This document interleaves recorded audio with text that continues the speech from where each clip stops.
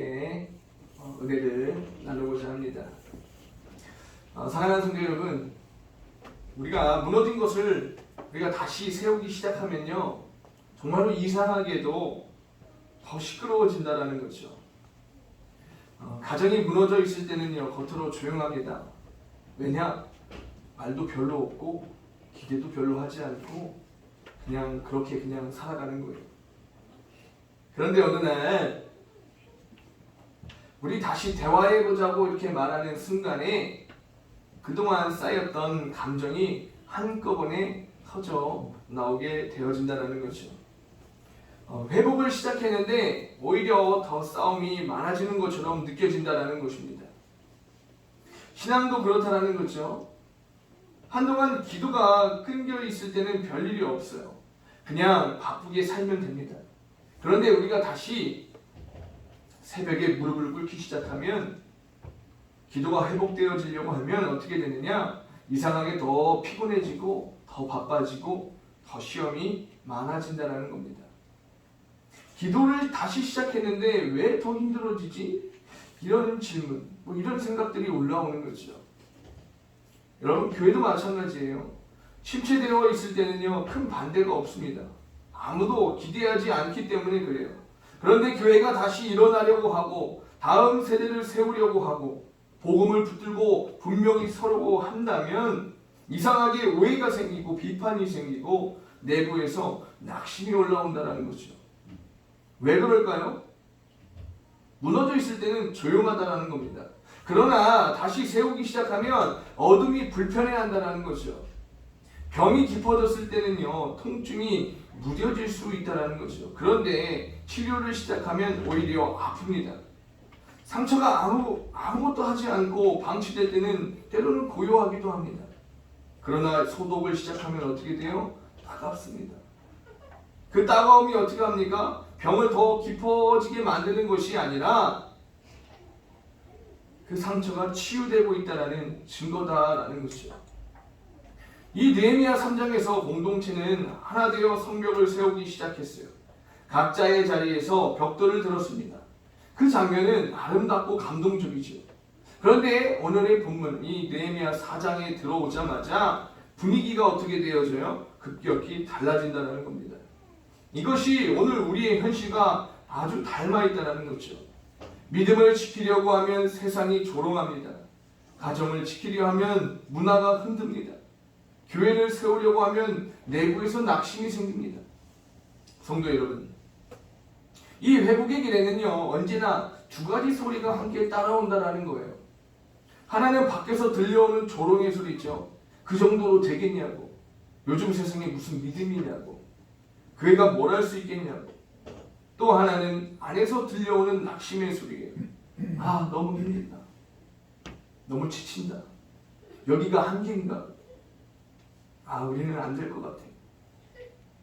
이것이 오늘 우리의 현실과 너무 닮아 있다는 거죠.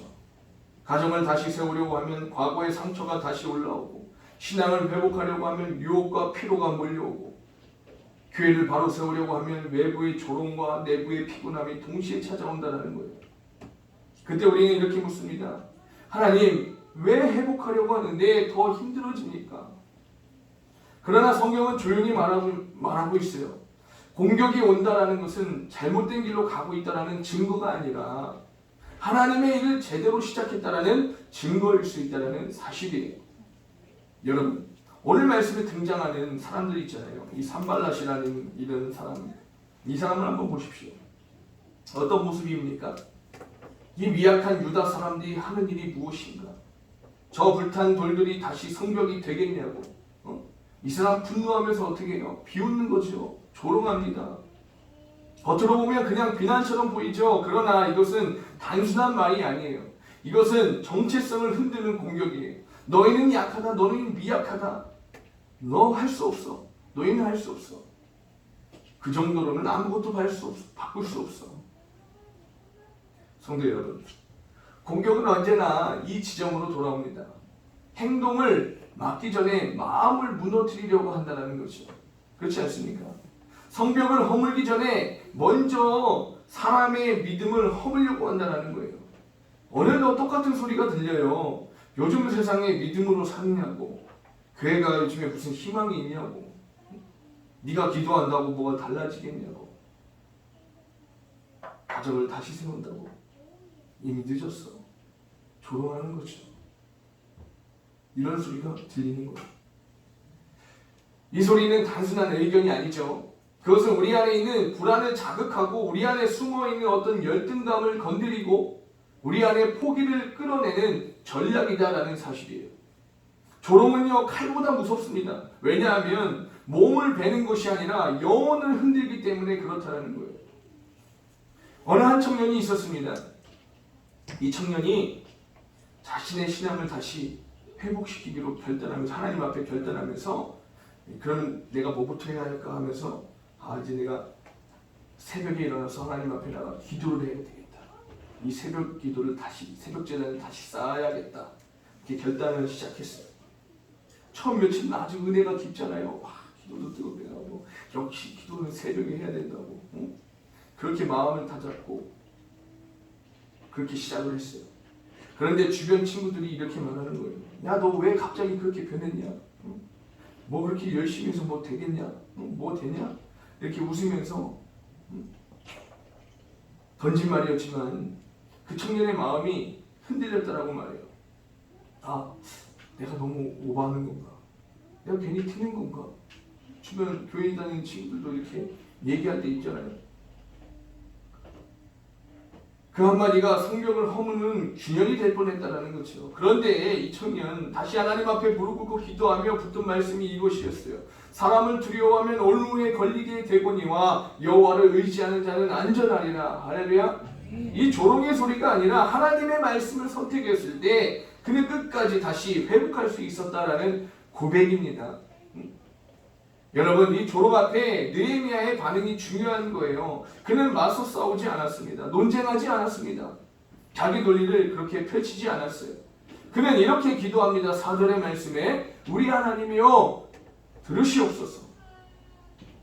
이 기도 속에 하나님의 마음이 담겨 있어요. 하나님은 우리에게 조롱에 대해 즉각적으로 반격하라고 말씀하지 않으신다는 겁니다.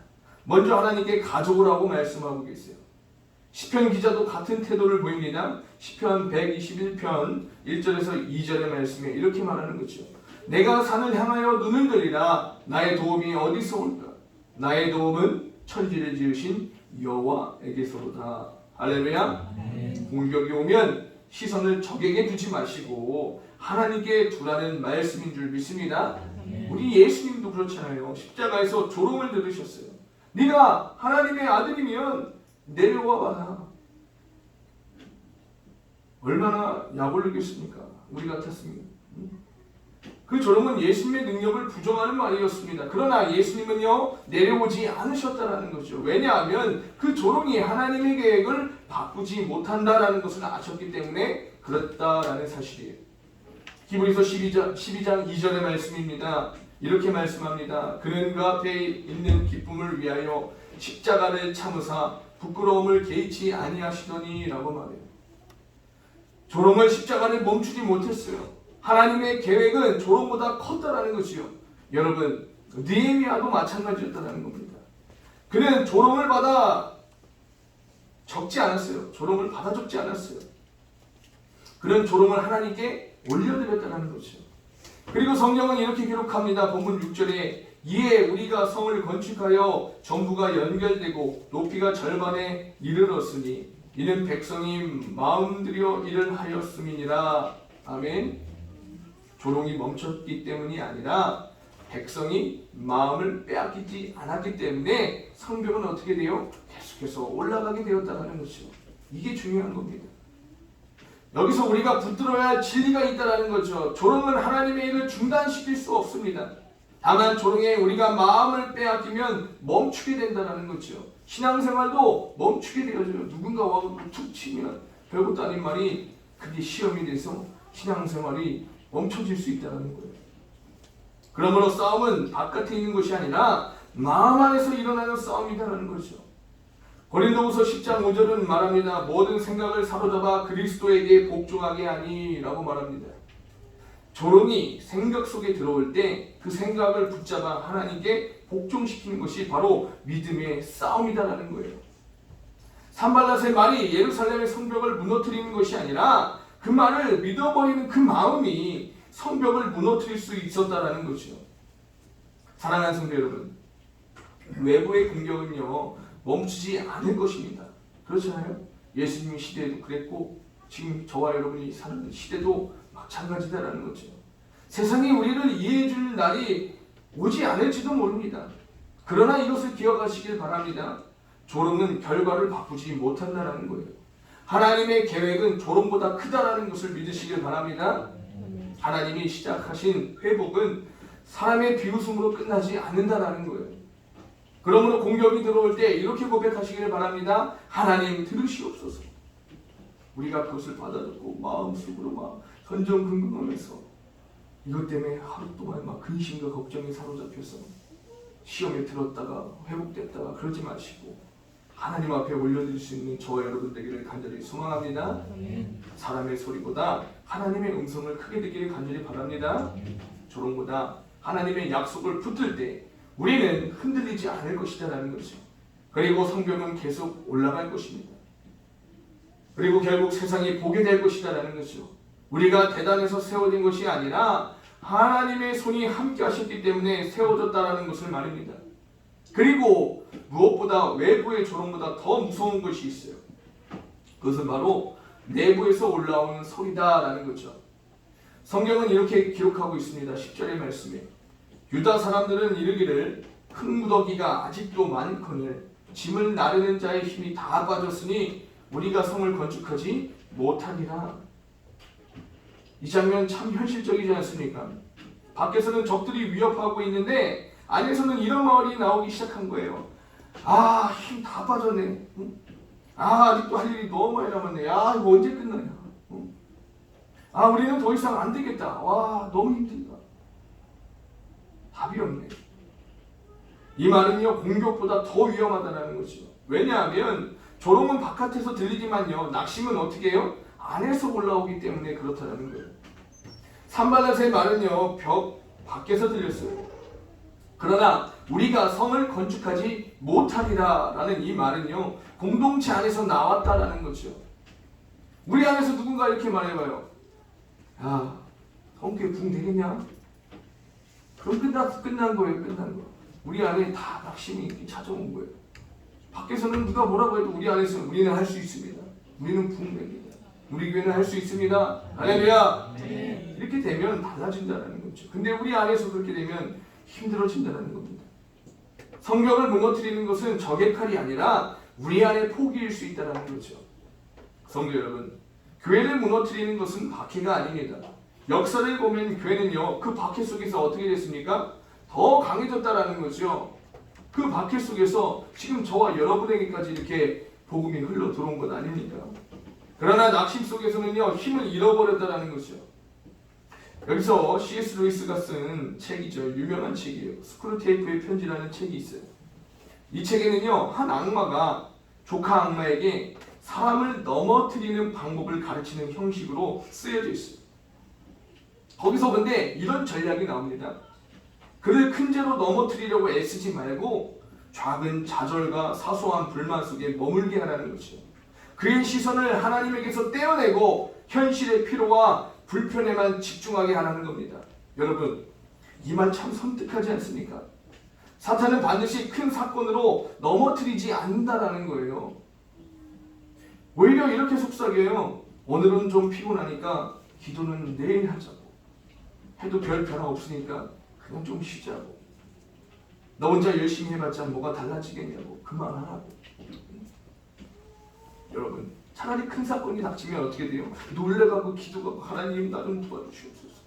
이 일 좀 어떻게 좀 이렇게 기도하죠. 별거 아니다라고 생각한 일에는요 우리의 마음이 이렇게 될 수 있다는 거죠. 무너질 수 있다는 거예요. 지금 느헤미야 공동체 안에서 들려온 우리가 성을 건축하지 못하리라 라는 이 말도 비슷하다라는 겁니다. 그들은 갑자기 하나님을 부인한 것이 아니에요. 그저 흙더미를 더 크게 보고 하나님의 약속을 더 작게 본 것이다 라는 거죠. 그래서 이 스크루테이프의 책에서는요 말하고 있어요. 사람이 절망 속에 빠질 때는 하나님을 대놓고 거부할 때가 아니라 하나님을 잠시 잊을 때라고 말하고 있다는 거죠. 그래서 느헤미야는 백성들의 얼굴에 번지는 그 두려움을 보았습니다. 밖에서는 적들이 몰려오고 안에서는 이 낙심이 퍼지고 우리가 과연 할 수 있을까라는 이 말이 공동체 안에서 돌아다니기 시작했어요. 그때 느헤미야가 꺼낸 처방은 의외로 단순했다는 거죠. 여러분, 무기를 더 가져오십시오. 전력을 우리가 더 짭시다. 우리가 사람들 더 몰아붙이십시다. 이렇게 하지 않았어요. 그는 이렇게 말합니다. 오늘 본문 14절 말씀 빨간색으로 된 부분 우리 함께 읽겠습니다. 시작. 너희는 그들을 두려워하지 말고 지극히 크시고 두려우신 주를 기억하고. 할렐루야. 아멘. 너희는 그들을 두려워하지 말고 지극히 크시고 두려우신 주를 기억하라는 거 아니겠습니까? 성도 여러분, 이 말씀이 느헤미야 4장의 심장이에요. 중요한 말씀이에요. 두려움을 없애는 방법은 상황을 없애는 것이 아니라 우리 인생에서 상황이 완벽해지는 날을 거의 없다라는 거죠. 외부의 공격은 형태만 바뀌어 계속해서 우리에게 오고 있습니다. 내부의 낙심은 우리가 지칠 때마다 끊임없이 올라옵니다. 그런데 느헤미야는 그때마다 상황을 없애려 애쓰지 말고 하나님을 더 크게 기억하라는 것임을 믿으시길 바랍니다. 왜냐하면 두려움은요, 문제의 크기에서 생기지만 믿음은 하나님의 크기에서 생기기 때문이다 라는 거예요. 여러분, 아이가 밤에 무서워하는 이유는요, 방 안에 정말로 귀신이 있고 막 괴물이 있어서 무서워하는 게 아니라 어둠 속에서 작은 소리가 어떻게 해요? 엄청나게 크게 들리고 작은 그림자 하나가 거대한 형상으로 보이기 때문에 그렇게 무서워하는 거예요. 그런데 그럴 때 가장 좋은 해결책은 방을 이사가는 게 아니잖아요. 불을 켜는 거다라는 거죠. 불을 켜면 끝난다라는 거죠. 불이 켜지면 소리는 소리로, 그림자는 그림자로 돌아온다라는 사실입니다. 할렐루야. 상황이 완전히 사라진 게 아니라 본 기준이 바뀌게 되었다는 거예요. 그래서 느헤미야는 기억하라는 이 말씀은 바로 그 불을 켜는 말이다라는 거죠. 두려움을 몰아내는 것은 더 큰 정보다, 더 강한 감정이 아니라 하나님을 바라보는 빛이라는 사실을 믿으시길 바랍니다. 그래서 성경은 계속해서 우리에게 반복적으로 이 원리를 가르치고 있습니다. 잘 알지 않습니까? 다윗을 보십시오. 골리앗 앞에서 군인들은 골리앗의 키와 창과 갑옷을 보면서 두려워 떨었어요. 그냥 키만 봐도 위협적이지 않습니까? 우리가 가끔 지나가다가 키 큰 사람들 보십시오. 제가 예전에 세미나 가는 길에 공항에서 최홍만 선수를 보게 됐어요. 실제로 봤는데 장난 아니더라고요. 역시 대단하시다. 그냥 보고만 해서도 위압감이 들더라고요. 두려울 수밖에 없구나. 근데 그 선수와 맞서서 이렇게 싸우는 사람들은 처음에 그를 보면 얼마나 무서울까 그런 생각이 들 것 같아요. 근데 이 다윗 골리앗 앞에 섰을 때 솔직히 마음에는 조금이라도 무섭지 않았을까요? 근데 이 다윗은 그보다 더 큰 다른 것을 봤다라는 거죠. 살아계신 하나님의 군대를 모욕하는 문제로 보았다는 겁니다. 같은 상황인데 바라보는 기준이 달랐죠. 그래서 다윗의 고백이 나옵니다. 전쟁은 여호와께 속한 것이라. 할렐루야. 두려움이 큰 사람의 문제를 크게 보고 하나님을 작게 보지만 믿음이 있는 사람은요, 문제를 보되 하나님을 더 크게 바라본다라는 것을 잊지 마시기를 바랍니다. 그리고 또 하나님을 바라보는 시선하면 우리가 여호수아와 갈렙도 우리가 생각나지 않습니까? 유명하죠. 가나안 정복을 앞두고 백성들이 낙담했을 때 하나님은 이렇게 말씀하셨어요. 여호수아 1장 9절에 강하고 담대하라. 두려워하지 말며 놀라지 말라. 내가 어디로 가든지 내 하나님 여호와가 너와 함께 하느니라. 아멘. 하나님은 적이 사라질 것이다 라가 아니라 내가 너와 함께 한다라고 그것을 붙들게 하셨다라는 거죠. 이것이 믿음의 핵심이다라는 거예요. 하나님이 저와 여러분에게 함께 하시는 줄 믿으시길 바랍니다. 그래서 이 시편 기자도 말씀하고 있어요. 시편 46편 1절에서 3절 말씀 우리 함께 읽겠습니다. 시작. 하나님은 우리의 피난처시요 손이시니 하나님이 만날 큰 도움이시라. 그러므로 땅이 변하든지 산이 흔들려 바다 가운데 빠지든지 바닷물이 솟아나고 뛰놀든지 그것이 넘침으로 산이 흔들릴지라도 우리는 두려워하지 아니하리로다. 아멘. 할렐루야. 여러분, 이 말씀은 두려움이 없는 사람이 아니에요. 하나님을 피난처로 삼은 사람이 두려움을 이긴다라는 말씀입니다. 아멘입니까? 히브리서도 같은 방향으로 우리의 눈을 돌리죠. 믿음의 주여 온전케 하시는 이 예수를 바라보자. 할렐루야. 바라보라는 말은 전쟁의 현장에서 시선을 어디에 둘 것인가를 결정하라는 뜻이에요. 두려움은 이 시선을 문제에 고정시키고, 믿음의 시선을 하나님께 들어 올린다는 거죠. 두려움을 몰아내는 힘은 내 마음의 단단함이 아니라 하나님의 평강이 지킨다라는 약속인 줄 믿습니다. 여기서 한 가지 더 깊이 봐야 합니다. 느헤미야가 주를 기억하라고 말한 뒤에 이어지는 말이 있어요. 본문 14절 후반절 말씀에 이렇게 말해요. 너희 형제와 자녀와 아내와 집을 위하여 싸우라 하였느니라 라고 말해요. 이게 무슨 말이냐? 이것은 단순히 분노를 끌어올리라는 구호가 아닙니다. 왜 싸우는지 목적을 다시 붙들게 하는 말이다라는 거죠. 낙심이 깊어질 때 사람은 목적을 잃어버린다라는 거예요. 이렇게 사는 것이 무슨 의미가 있는가? 열심히 살아봤자 아무 소용도 없네. 내가 무슨 부귀영화를 누리겠다고. 내가 왜 이렇게까지 해야지? 그런데 느헤미야는 말합니다. 이건 너의 자존심 싸움이 아니라고, 하나님이 주신 지켜야 할 삶의 자리를 위한 싸움이라고 우리에게 말하고 있는 줄 믿으시길 바랍니다. 우리의 가정, 믿음의 다음 세대, 공동체, 신앙의 유산, 그리고 무너진 시대에 다시 세운다는 것은 결국 사람을 살리는 일이다라는 거죠. 성도 여러분, 오늘 우리 시대의 싸움도 비슷합니다. 밖에서는 조롱이 있어요. 믿음을 시대 착오처럼 말하고, 교회를 희망이 없는 집단처럼 조롱하기도 합니다. 안에서는 낙심도 있습니다. 해도 소용없겠다고, 우리가 뭘 할 수 있겠냐고 하는 그 마음이 공동체에 잠식합니다. 그러나 하나님은 오늘도 이 느헤미야의 입을 통해 말씀하고 계신 거예요. 두려워하지 말고 주를 기억하라. 할렐루야. 문제가 없어서 담대한 것이 아니라, 상황이 좋아서 흔들리지 않는 것이 아니라, 하나님이 크시고 두려우신 분임을 기억하기 때문에 우리는 다시 일어선다라는 것을 믿으시길 바랍니다. 그러므로 성도 여러분, 오늘 우리가 결단하길 원해요. 두려움이 올라올 때마다, 낙심이 우리의 마음을 덮칠 때마다 우리도 스스로에게 이렇게 고백했으면 좋겠습니다. 시편 42편 5절의 말씀이에요. 우리 함께 고백합니다. 내 영혼아, 내가 어찌하여 낙심하며 어찌하여 내 속에서 불안해하는가? 너는 하나님께 소망을 두라. 그가 나타나 도우심으로 말미암아 내가 여전히 찬송하리로다. 아멘. 할렐루야. 다윗은 환경을 먼저 바꾸지 않았어요. 자기 영혼에게 명령합니다. 너 하나님께 소망을 두라. 할렐루야. 우리가 선을 행하되 낙심하지 말지니 때가 이름에 거두게 될 줄 믿습니다. 낙심은 결과를 보지 못한 조급함이에요. 믿음은 약속을 붙드는 인내인 줄 믿으시길 바랍니다. 사랑하는 성도 여러분, 문제를 보지 말라는 말이 아니에요. 문제보다 크신 하나님을 보라는 말씀입니다.